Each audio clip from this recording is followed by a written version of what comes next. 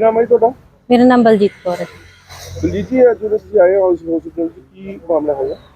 ਮੇਰੀ ਬੇਟੀ ਦੇ ਨਾ ਆਪਰੇਸ਼ਨ ਅੱਖ ਦਾ ਹੋ ਗਿਆ ਸੀ, ਮਹੀਨੇ ਦੇ ਵਿੱਚ ਮੋਤੀ ਆ ਗਏ ਸੀ। 16 ਸਾਲ ਦੀ ਹੈ ਤੇ ਵੰਦੇ ਮਾਤਰਮ ਦਲ ਵੱਲੋਂ ਸਾਡੀ ਬਹੁਤ ਹੈਲਪ ਹੋਈ ਹੈ। ਤੇ ਜਿਹੜੇ ਡਾਕਟਰ ਹੈ, ਹਾਂਡਾ ਡਾਕਟਰ ਹੈ ਜਿਹੜੇ, ਤੇ ਉਹਨਾਂ ਨੇ ਬਹੁਤ ਜੈਨੂਅਲ ਰੇਟ ਤੇ ਇਹਨਾਂ ਨੇ ਸਾਰਿਆਂ ਦੀ ਮਦਦ ਦੇ ਨਾਲ ਜੈਨੂਅਲ ਰੇਟ ਤੇ ਇਹਨਾਂ ਨੇ ਆਪਰੇਸ਼ਨ ਕਰਾਇਆ। ਸਾਡਾ 10,000 20 ਤੋਂ 25,000 ਮੰਗੇ ਸੀ, ਪਰ ਇਹਨਾਂ ਦੇ ਸਹਿਯੋਗ ਦੇ ਨਾਲ ਸਾਡਾ ਇਹਨਾਂ ਦਾ ਬੇਟੀ ਦਾ ਇਲਾਜ 10,000 ਚ ਇਹਨਾਂ ਨੇ ਬਹੁਤ ਵਧੀਆ ਤਰੀਕੇ ਨਾਲ ਕਰ ਦਿੱਤਾ। ਮਤਲਬ ਵੰਦੇ ਮਾਤਰਮ ਦਲ ਵੱਲੋਂ ਪੈਸੇ ਇਕੱਠੇ ਕੀਤੇ ਗਏ? ਹਾਂਜੀ ਹਾਂਜੀ।